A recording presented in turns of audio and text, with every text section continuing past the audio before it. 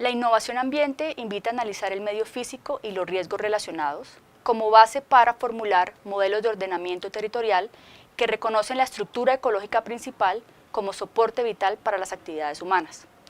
Por eso los dejo con Germán Camargo, consultor de la Universidad de Nueva York, y con Alejandro Franco, consultor de RIMISP, quienes nos presentarán con más detalle de qué se trata esta innovación para los POTS modernos.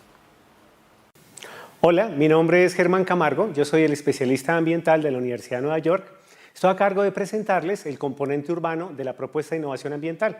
La propuesta es crear dentro del POT una estructura ambiental, una estructura espacial que concentra 4 aspectos ambientales: la estructura ecológica con su biodiversidad y sus servicios ecosistémicos, la gestión del riesgo, el saneamiento básico y la oferta del espacio público. La ley ha tratado en Colombia lo ambiental dentro de los POT como los asuntos exclusivamente ambientales. Vamos a ver que no hay nada que sea exclusivamente ambiental y que pueda estar aparte, sacarse a un lado de lo territorial. Todo lo ambiental es territorial, todo lo territorial es ambiental.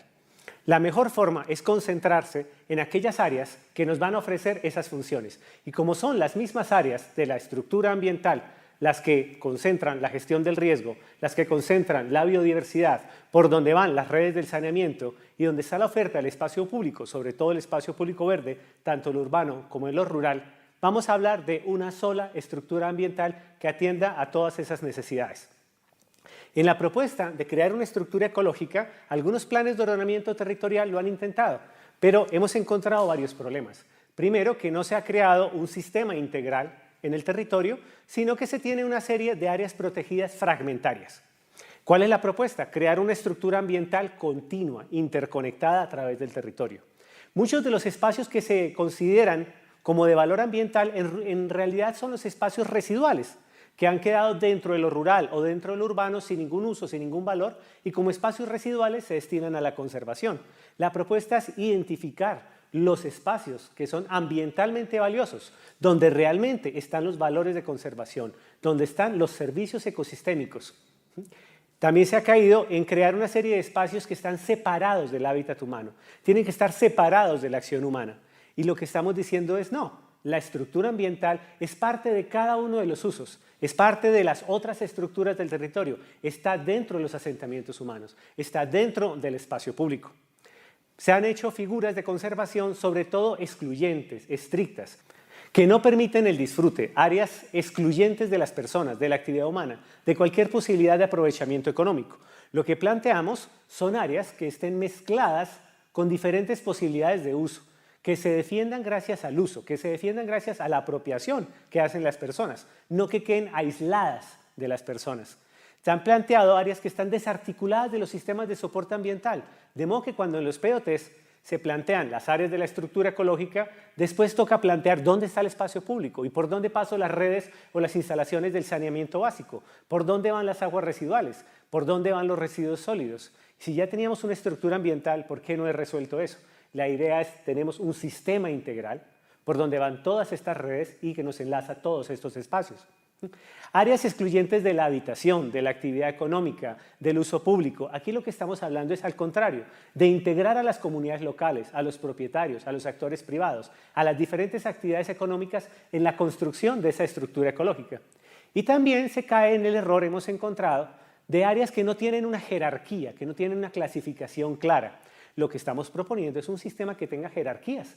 Áreas de diferentes escalas, de diferentes tamaños, que cumplen diferentes funciones. Tan importante es tener las grandes, que cumplen esas grandes funciones metropolitanas o regionales, como tener aquellas pequeñas que atienden a un poblado rural, que atienden a una vereda, que atienden a un barrio, que atienden a un sector de un borde urbano.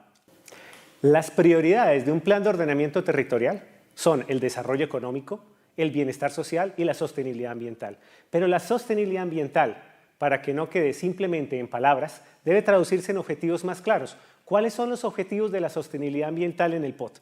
La calidad ambiental, garantizar que aquellas causas de riesgos y de impactos sean controladas y que el uso del territorio, el orden de los usos en el territorio, no genere impactos y riesgos. La ecoeficiencia, Usar eficientemente el territorio, usar eficientemente el espacio, usar eficientemente el tiempo de las personas, sus desplazamientos, usar eficientemente el agua, la energía, los materiales, los edificios. La resiliencia, que es la capacidad de la sociedad para enfrentar las crisis sociales, económicas, los cambios ambientales, el cambio climático, los desastres y lograr, desde la forma como tiene organizado el territorio, responderle creativamente a esas crisis y salir adelante sacando ventaja. La armonía entre las diferentes funciones, que es organizar las actividades humanas, organizar los espacios de la naturaleza, los espacios de las personas, de modo que cada uno se beneficie de la presencia del otro, de la proximidad del otro, y que cada uno esté en una proporción adecuada respecto al uso y la demanda. Un quinto objetivo en la sostenibilidad ambiental del POT es la participación de la ciudadanía y la gobernanza. ¿Qué significa? Que todos los espacios que se crean y todas las funciones ambientales que se crean en el territorio tienen sentido si las has creado de tal forma que las personas puedan tomárselas, que las personas les puedan dar forma, les puedan dar sentido. Solamente si los actores claves pueden entrar en esas funciones ambientales, ellas van a desarrollarse realmente más allá de lo que dice la norma. Si los inversionistas, los desarrolladores, los propietarios, las comunidades locales, las instituciones pueden hacerse parte de esos espacios y desarrollarlos, realmente va a existir esa función ambiental y van a existir esas áreas que forman la estructura ambiental del territorio. Los temas ambientales dentro de un territorio pueden llegar a ser infinitos y además cambian de una región a otra. Sin embargo, conviene tener una lista de chequeo básica. ¿Cuáles son esos productos técnicos a los cuales hay que llegar en un POT en la parte ambiental? Los que te dan la seguridad de que has cubierto la mayor parte de lo que importa en lo ambiental dentro de un plan de ordenamiento. Proponemos chequear 4 productos. El primero sería tener el componente ambiental del modelo territorial. Tú arrancas un plan de ordenamiento con un modelo general del territorio. ¿Qué hay en cada parte? ¿Para qué sirve cada porción del territorio? ¿Dónde habitan las personas? ¿Dónde se produce qué? ¿Dónde está la infraestructura? ¿Cómo te conectas con la región? Y cada vez que respondes a alguna de estas preguntas, hay una cuestión ambiental, hay una función ambiental, hay una demanda de un servicio ecosistémico o de un área ambiental. Entonces, el primer producto es, bueno, ¿cómo es el componente ambiental en ese modelo de territorio? No puedes enunciar todo tu modelo de ciudad, rural, región, sin nombrar lo ambiental. ¿Cómo va lo ambiental en cada una de esas propuestas? El segundo producto ambiental que necesitas es una zonificación ambiental. Es algo muy básico. Tienes que zonificar el área rural, zonificar el área de expansión y zonificar el área urbana, de tal manera que sepas realmente qué se ofrece. ¿Qué se limita? ¿Qué restricción o qué posibilidad, ventaja o servicio tienes desde lo ambiental? Solamente sobre esa zonificación ambiental podrás luego tomar con tranquilidad decisiones de localización, decisiones de uso. Bueno, si las restricciones aquí son para esto, pues no lo voy a hacer. Si aquí se me ofrece la posibilidad de crear un espacio público, pues es ahí donde debe estar. El tercer producto es tener una estructura ambiental y del espacio público. Esa estructura ambiental integral que te va a concentrar todas las funciones, las de conservación de la biodiversidad, las de gestión del riesgo, las del saneamiento básico y las del espacio público, de tal manera que al mencionar esa estructura, reglamentar esa estructura, estás respondiendo por todas esas funciones sin tener que artificialmente fragmentarlas y referirte en diferentes capítulos realmente a algo que son las mismas áreas. Y el cuarto producto clave que no puedes olvidar en lo ambiental es la localización de aquellos usos y equipamientos que tienen un alto impacto ambiental o son generadores de riesgo. Concentraciones industriales, las plantas de tratamiento de aguas residuales, las plantas de tratamiento de residuos, mataderos y frigoríficos. Esas instalaciones que pueden ser generadoras de molestias, de impactos o de riesgos, tienen que quedar claro cuál es su localización dentro del POT. Para generar los productos claves del componente ambiental, como son el componente ambiental del modelo territorial, la zonificación ambiental, la estructura ambiental y la localización de los usos de alto riesgo o alto impacto, hay que contar con una ruta metodológica. En la innovación estamos proponiendo una metodología general para cada uno de los pasos. Puede haber diferentes métodos, diferentes técnicas. Alguien puede preferir un enfoque o preferir otro. Lo que se propone en la innovación en realidad es una ruta general. ¿Cómo resuelve cada municipio, cómo resuelve cada consultor uno de estos pasos? Ya depende de las disponibilidades técnicas, ya depende de las condiciones de cada terreno y del énfasis que le quiera dar cada territorio a cada uno de estos temas. Pero la ruta conviene seguirla para llegar a un resultado integral. En primer lugar, estamos planteando que la ruta tiene tres momentos. Reconocer las estructuras ambientales del territorio, no nos las inventamos, existen. Luego, ¿cómo las incorporas en la planificación? ¿Cómo las traduces a áreas, a normas, a funciones que puedes colocar en el lenguaje de un plan de ordenamiento de una manera visible, específica, clara, verificable para todos los actores que tienen que ver con el plan? Y finalmente, ¿cómo dejas dentro del plan el implementar? ¿Cómo puedes comenzar desde el plan a dar señales de con qué acciones empiezas a volver esto una realidad? ¿Qué instrumentos, qué normas, qué decisiones, qué se sigue para convertir esa estructura ambiental en algo real en el territorio? Tres momentos: reconocer, incorporar, implementar. Vamos a verlos, cada uno de ellos específicamente. En reconocer, veremos, se trata de reconocer unas estructuras biofísicas, la base ambiental del territorio, y reconocer también unas dinámicas de uso, unas dinámicas de ocupación que plantean o unos riesgos, o unas demandas de servicios, o unas demandas de recursos, y cuando vemos qué ofrece el territorio y qué es lo que demandamos en el crecimiento, esa superposición nos dice qué decisiones debemos tomar del ordenamiento. En incorporar nos vamos a dar cuenta que en realidad la estructura ambiental que va a quedar dentro del POT va a incorporar esas funciones. ¿Cómo las va a incorporar? Una parte de las normas estructurales, planteando esa estructura general del ambiente, otra parte en la norma general, dándole unos subsistemas, la estructura ecológica, el sistema de saneamiento, el espacio público, el drenaje, etcétera, la gestión del riesgo y la reglamentación de cada una de las áreas que va a componer el sistema. Y finalmente, al implementar, ¿cómo hacemos operativa la estructura ambiental? A través de elementos que quedan en las normas generales del POT, como son los lineamientos de manejo que se le dan a esos elementos, a esas áreas, las estrategias de gestión del suelo o de gestión de recursos, los tratamientos ambientales que se le dan a cada uno de los elementos del sistema. Y en la norma complementaria, ¿cuáles son los proyectos claves para echar a andar esa estructura ambiental? ¿Cuáles son los instrumentos que nos permiten financiarlo, darle un espacio, permitir la participación de las personas, del privado, de la comunidad? ¿Y cuáles son los indicadores y los procedimientos de seguimiento y evaluación que nos dirán si estamos acercándonos o no a lo que queríamos como estructura ambiental? Para llegar a esa estructura ambiental integral, hay que partir respetuosamente de reconocer que el espacio de creatividad no es mucho. Las estructuras ambientales existen en el territorio, están ahí. Es cuestión de reconocer dónde están los riesgos, dónde están los servicios ecosistémicos, dónde están las oportunidades de contacto con la naturaleza. Reconocer, ahí están. Y por otra parte, hay que reconocer que el conocimiento para llegar a encontrar esas estructuras ambientales no está solamente en los técnicos, no está solamente en las autoridades. Hay que reconocer esas estructuras también en el conocimiento que tienen las comunidades, el conocimiento que tienen los habitantes del barrio, los líderes comunitarios, los propietarios, los pescadores, los campesinos. Reconocer es reconocer el territorio, tanto en las estructuras biofísicas como en el conocimiento que tienen las personas de ellas. Con eso podemos tener toda la visión integral de algo que es complejo. En el momento de reconocer las estructuras biofísicas del territorio, puede haber algunas pautas que nos ayudan a simplificar la tarea.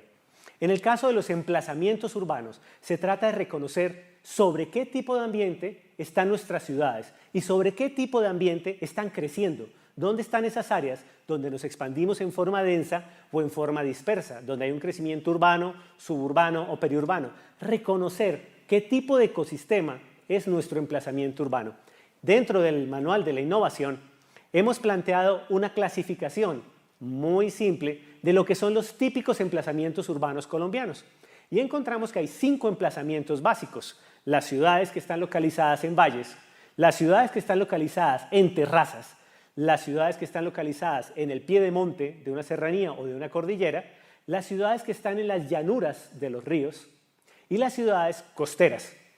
En el documento se hace un resumen de cuáles son los ecosistemas que vas a encontrar, qué servicios te ofrecen, en qué medida son frágiles al desarrollo urbano o al desarrollo rural, cuáles son los servicios, las posibilidades de contacto, la belleza que ofrece cada uno de ellos y cómo deberías enfocar esa oferta y esas limitaciones desde el punto de vista del ordenamiento territorial. Esas son las estructuras que vamos a reconocer como estructura ambiental. Están en el territorio, para ponerlas en el plan hay que darles categorías, hay que darles normas de uso, hay que darles lineamientos de manejo. Reconocer el territorio implica no solo reconocer las estructuras biofísicas directamente en el territorio y en el conocimiento de las personas, También implica reconocer las dinámicas de crecimiento en el territorio. ¿Dónde están las personas? ¿Hacia dónde está cambiando su localización? ¿Dónde se produce qué? ¿Dónde localizamos la infraestructura? En este ejemplo que damos de un modelo simplificado o Corema sobre la ciudad de Valledupar, podemos apreciar que hay varias formas de crecimiento que se dan sobre diferentes paisajes, sobre diferentes ambientes. Podemos ver que hay unos frentes de crecimiento informal que están dándose sobre las riberas, sobre la margen del río Guatapurí en zonas de inundación, que hay un crecimiento suburbano de estratos altos que está saltando el Guatapurí y yendo a las colinas del Piedemonte, que hay unos corredores viales que están orientando por un lado el crecimiento residencial y comercial y por el otro lado la localización industrial y logística para la conexión con la región, y que hay otros frentes de ocupación informal de barrios populares que están creciendo hacia el Piedemonte, hacia las colinas, por las vías a Tacarúa y al Cerrito. Reconocer esas dinámicas nos ayuda a entender cómo vamos a manejar la estructura ambiental. Puede que sepamos que un área es para preservación, o es para restauración, o es para ofrecer espacio público, pero no es lo mismo si la presión es de crecimiento industrial que si la presión es de suburbanización y parcelación, o lo que estamos enfrentando allí es un reto de mejoramiento integral de asentamientos informales en alto riesgo. Cada uno va a ser reglamentado y manejado con una estrategia distinta, así el objetivo sea en ambos conservar o sea en ambos mitigar. Una de las dificultades, uno de los errores más frecuentes cuando se hace el componente ambiental de un POT es que las diferentes funciones ambientales aparecen en diferentes capítulos sin ninguna relación entre ellas y muchas veces se refieren a las mismas áreas, pero se está hablando de la misma área con una función, con un significado distinto en diferentes partes de la norma. Entonces, un humedal podría aparecer en el sistema de drenaje pluvial, podría aparecer en el capítulo de gestión del riesgo de inundación, podría pasar a espacio público y podría pasar también como estructura ecológica y zona de conservación. Y hace muy difícil realmente tener una visión integral de qué es lo que va a pasar en esa ciénaga de paletal. Lo que estamos planteando es que hay una sola estructura ambiental en la cual cada uno de los elementos que forma esa red de espacios y corredores, desde lo urbano hasta lo rural, cumple diferentes funciones. De modo que un mismo humedal, un mismo cerro, un mismo parque, pueden pertenecer tanto al sistema del espacio público como a la estructura ecológica y cumplir con funciones del manejo de aguas residuales y cumplir con funciones de amortiguación del drenaje pluvial y cumplir con funciones de gestión del riesgo de deslizamiento en el cerro o de inundación en la ribera de ese humedal o de esa quebrada. Para poder tener una estructura ambiental integral, lo que estamos planteando es partir de dar los lineamientos generales de la estructura ambiental. A continuación, reglamentar cada uno de los subsistemas que la conforman, la estructura ecológica principal, la complementaria, el sistema de espacios públicos, el sistema de drenaje pluvial, el sistema de saneamiento básico, tanto en manejo de aguas residuales como en manejo de los residuos sólidos, el sistema de áreas de mitigación, prevención, gestión integral del riesgo. Nos daremos cuenta que las áreas que pertenecen a esos subsistemas muchas veces son las mismas. Por lo tanto, lo siguiente es reglamentar cada una de esas áreas, con la ventaja de que cada área, si estamos hablando, por ejemplo, de los humedales, van a aparecer una sola vez. Y en ese momento, cuando reglamentas qué se hace con el humedal, dentro de un solo apartado de la norma, dices cuáles son sus funciones de biodiversidad, de servicios ecosistémicos, de control del riesgo, de oferta de espacio público, de contacto con la naturaleza, de amortiguación del drenaje pluvial, pero estás reglamentándolo de una manera integral y estás diciendo armónicamente cómo compatibilizas todas esas funciones en una sola área ambiental. En ese momento se hace evidente que las áreas de importancia ambiental no son para protegerlas del desarrollo, no son para aislarlas de las personas. Las áreas de importancia ambiental son para desarrollarlas como áreas ambientales.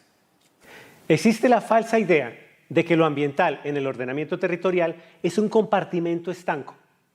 Usted pone lo ambiental a un lado y el resto es la planeación del desarrollo. Pero no hay tal. Lo ambiental está en cada uno de los aspectos del desarrollo, no está separado. La armonía de los diferentes aspectos del desarrollo es lo que hace la sostenibilidad. En 1969, el gran ecólogo Eugene Odum planteó un modelo de la integralidad del territorio.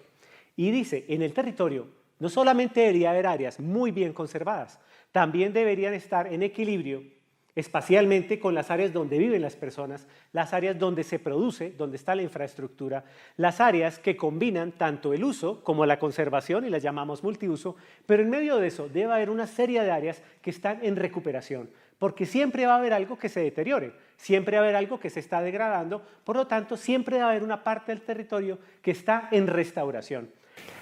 Dentro de este modelo del desarrollo armónico del territorio, siempre habrá unas áreas de protección estricta, por supuesto, pero hay muchas áreas ambientales que admiten otras formas de uso, que son compatibles con distintas formas de la ocupación. Y además es importante reconocer el contexto de cada región. No es lo mismo una zona de humedales en un contexto totalmente urbano que en un contexto de pescadores artesanales. No se puede tratar de la misma manera una franja costera de desarrollo hotelero que una franja costera de un parque nacional. Hay que saber reconocer el contexto. Y el equilibrio del conjunto implica que debe haber una proximidad y una proporción entre las zonas donde se habita, las zonas donde se produce, las zonas donde se conserva, las zonas que están en recuperación y las zonas que pueden mezclar en diferentes proporciones estos usos. Esto ya no es tan fácil como pensar en blanco y negro, o en otras palabras, en verde contra gris, pero es la realidad del territorio e implica saber colocar las cosas en el orden y en las proporciones que le da una armonía a cada uno de los territorios. Por supuesto, si estamos hablando de áreas naturales, de áreas que son sobre todo para la conservación y los servicios ecosistémicos, pues hay que darle énfasis a las zonas de preservación y a las funciones de restauración. Pero si estamos en el territorio rural, el énfasis está en las zonas de producción agropecuaria, las áreas productoras rurales, que igual no pueden subsistir si no hay infraestructura, si no hay unas áreas de provisión de servicios ecosistémicos. Y el territorio, por supuesto, se complementa con lo urbano, y en lo urbano, la vivienda, la industria, la infraestructura ocuparán la mayor parte del espacio, pero no pueden dejar de haber en la ciudad espacios de preservación porque digamos que también están en lo rural o están en los parques naturales. Dentro de la ciudad también debe haber espacios naturales. Cuando miro la armonía del conjunto, me doy cuenta que en el conjunto hay grandes áreas ambientales de la escala municipal, metropolitana o regional, pero dentro de las zonas rurales hay áreas ambientales. Dentro de las áreas urbanas también hay áreas con funciones ambientales. Tener áreas y funciones ambientales en cada ámbito, en cada escala, con distintas funciones, eso me da una estructura ambiental integral del territorio. No es una tarea del plan de ordenamiento llegar a los detalles del cómo se hacen las cosas. El plan de ordenamiento dice qué hay que tener, dónde hay que tenerlo y debe facilitar los instrumentos, debe dar pautas para que los actores públicos, privados, comunitarios, desarrollen esas áreas, desarrollen esos proyectos. Esa es la idea. Si el plan de ordenamiento intenta entrar en el detalle de cómo se hace cada área protegida, de cómo se va a hacer cada parque, de cómo se va a hacer la solución de drenaje o la solución de saneamiento, pues seguramente todo lo que el POT proponga va a fallar en el momento en que se entra a ver los detalles de cada problema y en el momento en que el cambio tecnológico o las propuestas de la comunidad o las necesidades de los propietarios tengan que ser tenidos en cuenta. Sin embargo, en el paso tercero, que es implementar, el plan de ordenamiento puede dar algunas pautas, unas en la norma general y otras en las normas complementarias. Lo que sí el plan de ordenamiento debe decir en la norma general es cuáles son los grandes lineamientos de manejo de las áreas ambientales, cómo se está entendiendo la preservación de los ecosistemas, cómo se está entendiendo la restauración de los ecosistemas y sus servicios. ¿Cómo es el uso racional que se le quiere dar a las áreas ambientales? ¿Qué significa un uso público en una zona de conservación? ¿Qué significa tener espacio público en una zona de drenaje? ¿Cómo combinas una estrategia de mitigación del riesgo con una estrategia de espacio público? Lo que quieres dar a entender debes decirlo con claridad. Lo otro es la estrategia. El plan de ordenamiento debe plantear una estrategia. ¿Cuál es la estrategia para adquirir esas áreas? ¿O cuál es la estrategia para controlar que las restricciones que se están imponiendo se cumplan, se puedan controlar por parte de toda la sociedad?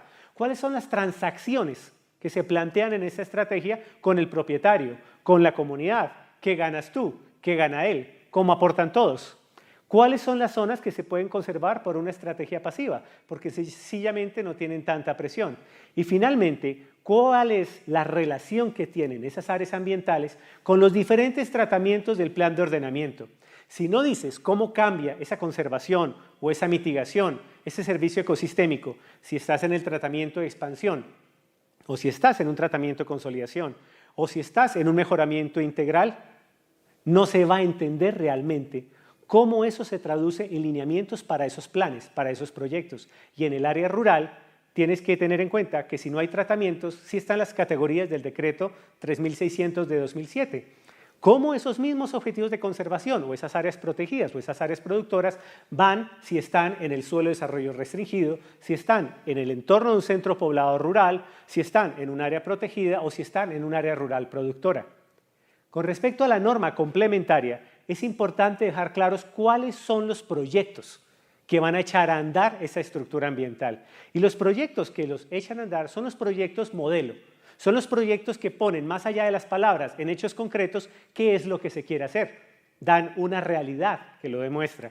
O los proyectos detonantes, que simplemente echan a andar un cambio que después otros actores pueden sumarse, pueden aliarse y pueden completar el proceso. O los proyectos preventivos, que son aquellos que haces en un lugar para bloquear desviaciones, para evitar que ocurran allí otras cosas que no son convenientes. Están los instrumentos de gestión del suelo, cómo adquieres el suelo, cómo adquieres una servidumbre, cómo intervienes en la propiedad, cómo haces una transacción con los particulares, los instrumentos para financiar estos proyectos ambientales, los instrumentos de la planeación derivada, cómo entra esto en un plan parcial, cómo entra en una unidad de planeación rural, cómo entra en un plan de mejoramiento. Los instrumentos, finalmente, la coordinación institucional.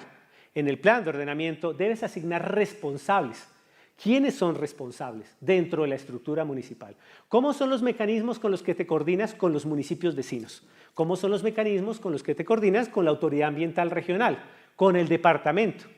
¿Cuáles son los mecanismos que para que participen las personas, las comunidades, los propietarios? Debes asignar roles, debes proponer mecanismos de coordinación, de entendimiento, de transacción, de acuerdo. Y finalmente, hay que colocar indicadores. Todo lo que no tenga indicadores para que se le pueda hacer un seguimiento y una evaluación, no importa cuán buena sea la idea, jamás se va a realizar si no tiene un seguimiento y una evaluación en el cual puedan participar claramente todos los actores interesados. Debe ser simple, debe ser claro, debe ser democrático con la información. Hola, soy Alejandro Franco, ingeniero civil, especialista en recursos hidráulicos y desarrollé para RIMIS el componente rural de la innovación en ambiente y gestión del riesgo. A la hora de reconocer lo que nos ofrece el territorio, es como si nos imagináramos haciendo una lista de mercado o de compras en el supermercado. Suele ser que echamos en el carrito una cosa, otra cosa, y cuando llegamos a la caja nos damos cuenta que no nos alcanza para pagar. Igual nos ocurre en la gestión ambiental y en la gestión del territorio. Queremos hacer tantas cosas que se nos olvida primero mirar qué nos ofrece el territorio. Para eso vamos a revisar 4 principios básicos. El primer principio hace referencia a las áreas que aseguran la continuidad de los servicios ecosistémicos y de los procesos naturales, y ahí debemos incluir las áreas determinantes de superior jerarquía, como son los parques nacionales, las reservas forestales y las zonas de protección por riesgo.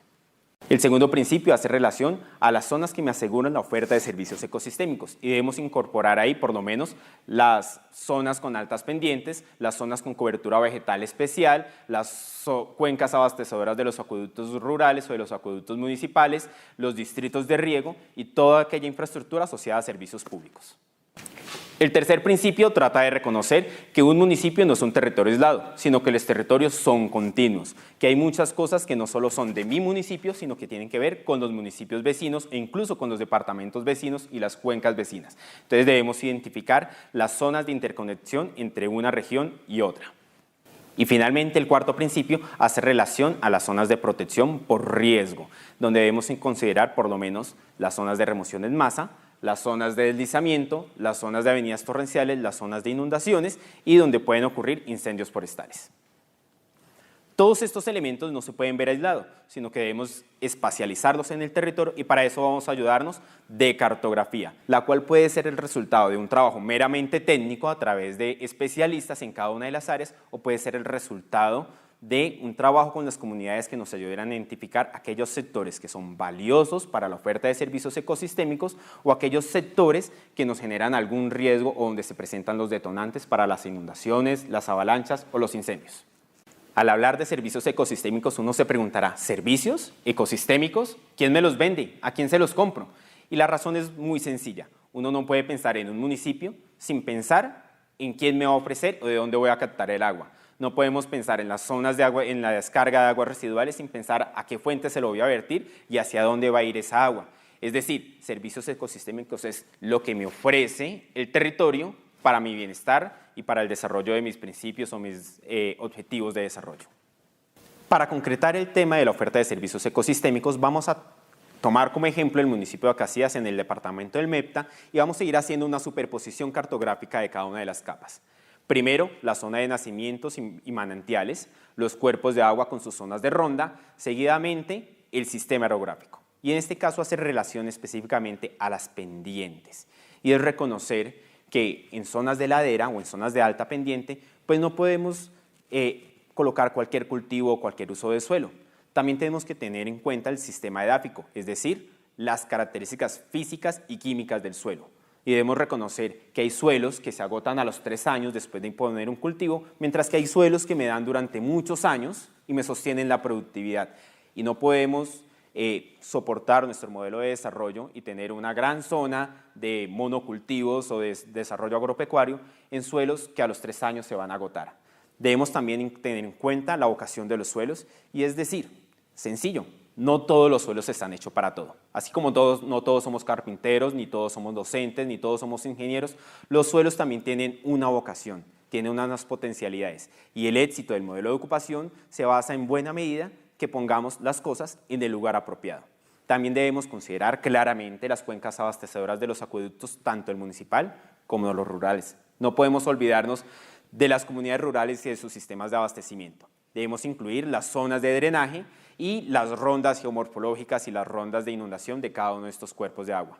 Si superponemos todas estas capas, vamos a poder llegar a un modelo de oferta del ecosistema o de oferta del territorio para nuestro modelo de ocupación. Al superponer todas estas capas podemos descubrir indudablemente que en la zona alta del municipio de Acacías pues corresponde con una zona de recarga hídrica, que es la fábrica de agua no solo para el municipio, sino para la región. Motivo suficiente para que en ese sector tengamos que enfocar buena parte de nuestros esfuerzos de conservación, mientras que en la zona plana podemos desarrollar todo lo que son las actividades agrícolas, las actividades pecuarias, las actividades de explotación minera y obviamente, como ocurre en esta región, las actividades de explotación de petróleo. Para sintetizar, el éxito o la armonía de nuestro modelo de ordenamiento territorial depende del equilibrio entre la oferta y la demanda, entre nuestros servicios ecosistémicos y nuestro modelo de ocupación. No podemos pretender hacer más o sacarle más al territorio de la oferta que él nos tiene. A la hora de implementar, básicamente debemos tener en cuenta 2 cosas. Uno, que nuestro plan de ordenamiento territorial no se termina el día de la aprobación, sino que debe continuar y que no tiene sentido tener el mejor de los documentos si nada de ello se lleva a la ejecución, a la implementación y al seguimiento. El segundo elemento es poder incorporar esos elementos fundamentales en la normatividad, en los elementos, en los documentos finales del modelo de ordenamiento territorial y del plan de ordenamiento. Eso se refleja básicamente en lineamientos de manejo, estrategias y proyectos que me permitan impulsar y concretar mi modelo de ocupación. Y una forma clara para nosotros poder ir verificando si esas apuestas que hicimos en el plan de ordenamiento territorial se hacen realidad es a través de los indicadores, es a través de un futuro deseado, hacia dónde quisiéramos llegar y a qué velocidad o en qué etapas vamos a ir llegando. Y ahí es clave que ingeniemos indicadores que nos permitan realmente medir el avance. No nos sirven indicadores, ¿hizo el proyecto o no hizo el proyecto? ¿Tiene áreas protegidas o no tiene áreas protegidas? Tenemos que poder llegar a objetivos, a indicadores que sean cuantificables a lo largo del tiempo. Y para eso vamos a poner un ejemplo.